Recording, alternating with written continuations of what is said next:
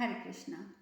युधिष्ठिर महाराजा के पूछते हैं, तात आप वर्णों के संबंध में पृथक पृथक ये बताइए कि पुत्र किस प्रकार के होते हैं, कौन कौन से पुत्र किस प्रकार के होते हैं और किसके होते हैं। पुत्रों के निमित्त बहुत से विभिन्न बातें सुनी जाती हैं। राजन, इस विषय में हम मोहित होने के कारण कुछ निश्चय नहीं कर पाते, अतः आप हमारे इस संशय का निवारण कीजिए। भीष्म ने कहा, जहाँ पति पत्नी के संयोग में किसी तीसरे का व्यवधान नहीं है, अर्थात जो पति के वीर्य से ही उत्पन्न हुआ है, वह अनंतरज अर्थात औरस पुत्र को अपना आत्मा ही समझना चाहिए। दूसरा पुत्र निरुक्तज होता है, तीसरा प्रसक्तज होता है। निरुक्तक और प्रसक्तक दोनों क्षेत्रज के ही दो दो भेद हैं। पतित पुरुष का अपनी स्त्री के गर्भ से स्वयं ही उत्पन्न किया हुआ पुत्र चौथी श्रेणी का पुत्र है। इसके सिवा दत्तक और कृत पुत्र भी होते हैं। कुल मिलाकर 6 हुए। 7वां है अध्यूढ़ पुत्र, जो कुमारी अवस्था में ही माता के पेट में आ जाता है और विवाह करने वालों के घर में आकर जिसका जन्म होता है। 8वां कानीन पुत्र होता है। इसके अतिरिक्त 6 अपनध्वस यानी कि अनुलोम पुत्र होते हैं। 6 अपसद अर्थात प्रतिलोम पुत्र होते हैं। इस तरह इन सब की संख्या 20 हो जाती है। भरत, इस प्रकार ये पुत्रों के भेद बताए गए हैं, तो तुम्हें इन पुत्र सबको पुत्र ही जानना चाहिए। युधिष्ठिर ने कहा, दादाजी 6 प्रकार के अपध्वंसज पुत्र कौन से हैं और अपसद किन्हें कहा गया है, आप ये भी बताइए। भीष्म पितामह कहते हैं, युधिष्ठिर, ब्राह्मण के क्षत्रिय, वैश्य और शूद्र इन 3 वर्णों की स्त्रियों से जो पुत्र उत्पन्न होते हैं वे इस प्रकार से अपध्वंजस कहलाते हैं। भरत, क्षत्रिय के वैश्य और शूद्र जाति की स्त्रियों से जो पुत्र होते हैं वो 2 प्रकार के अपध्वंदस हैं, और वैश्य के शूद्र जाति की स्त्री से जो पुत्र होता है वह एक अपध्वंदस है। इन सब का सभी प्रकार के दिग्दर्शन कराया गया है। इस प्रकार ये 6 अपध्वंदस अर्थात अनुलोम पुत्र कहे गए हैं। ब्राह्मणी, क्षत्रिया और वैश्या, इन 3 वर्ण की स्त्रियों के द्वारा शूद्र द्वारा जो पुत्र उत्पन्न किया जाता है वे क्रमशः चंडाल, व्रात्य और वैद्य कहलाते हैं। ये 3 अपसदों के भेद हैं। ब्राह्मणी और क्षत्रिय के गर्भ से वैश्य द्वारा जो पुत्र उत्पन्न किया जाता है वह क्रमशः मगध और वामक नाम वाले 2 प्रकार के अपसद देखे जाते हैं। इन पुत्रों को मिथ्या नहीं बताया जा सकता। पितामह, कुछ लोग अपनी पत्नी के गर्भ से उत्पन्न हुए किसी भी प्रकार के पुत्र को अपना ही पुत्र मानते हैं, और कुछ लोग अपने वीर्य से उत्पन्न हुए पुत्र को सगा पुत्र समझते हैं। क्या ये दोनों समान कोटि के पुत्र हैं? अगला प्रश्न युधिष्ठिर महाराज ने इस प्रकार पूछा, इन पर किसका अधिकार है? इन्हें जन्म देने वाली स्त्री के पति का या गर्भाधान करने वाले पुरुष का? ये मुझे बताइए।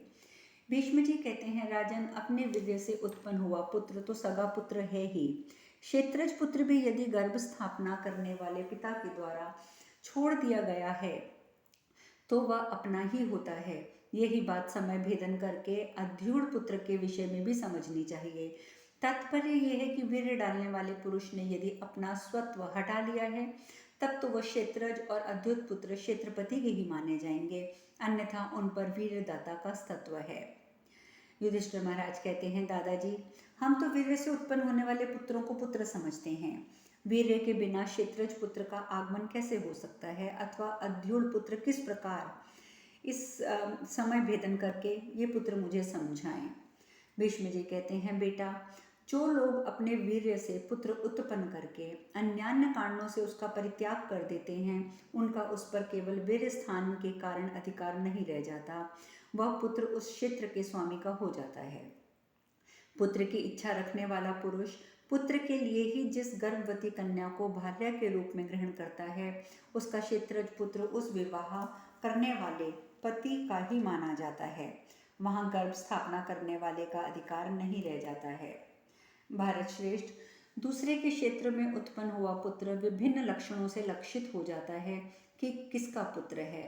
कोई भी अपनी असलियत छिपा नहीं सकता, वह स्वतः प्रत्यक्ष हो जाती है। भरत नंदन, कहीं कहीं कृत्रिम पुत्र भी देखा जाता है, वह ग्रहण करने या अपना मान लेने मात्र से ही अपना हो जाता है। वहाँ वीर्य या क्षेत्र कोई भी उसके पुत्रत्व निश्चय के कारण होता दिखाई नहीं देता। युधिष्ठिर ने पूछा, भारत, जहाँ वीर्य या क्षेत्रक पुत्रत्व के निश्चय में प्रमाण नहीं देखा जाता, जो संग्रह करने मात्र से ही अपने पुत्र के रूप में दिखाई देता है, वह कृत्रिम पुत्र को कैसा होता है? भीष्म जी कहते हैं, युधिष्ठिर, माता पिता ने जिसे रास्ते पर त्याग दिया हो और पता लगाने पर भी जिसके माता पिता का ज्ञान ना हो सके, उस बालक का जो पालन करता है, उसी का वह कृत्रिम पुत्र माना जाता है। वर्तमान समय में उस अनाथ बच्चे का स्वामी दिखाई देता है और पालन पोषण करता है। उसका जो वर्ण है वही उस बच्चे का भी वर्ण हो जाता है। युधिष्ठिर महाराज ने पूछा, पितामह, ऐसे बालक का संस्कार कैसे और किस जाति के अनुसार करना चाहिए, और वास्तव में वह किस वर्ण का है, ये कैसे जाना जाए? भीष्म जी कहते हैं, बेटा, जिसको माता पिता ने त्याग दिया है वह अपने स्वामी अर्थात पालक पिता के वर्ण को प्राप्त होता है।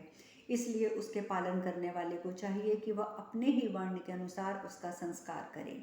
धर्म से कभी च्युत न होने वाले युधिष्ठिर, पालक पिता के सगोत्र बंधुओं का जैसा संस्कार होता है वैसा ही उसका भी करना चाहिए तथा उसी वर्ण की कन्या के साथ उसका विवाह भी कर देना चाहिए।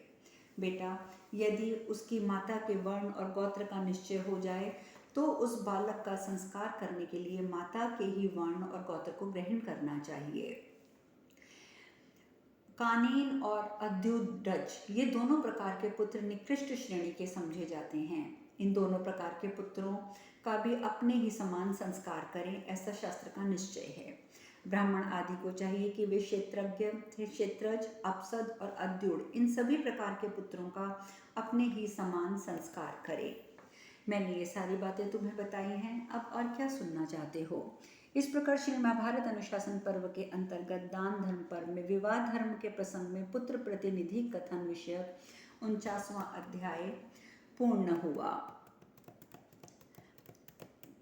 अब अगला प्रश्न करते हैं युधिष्ठिर महाराज।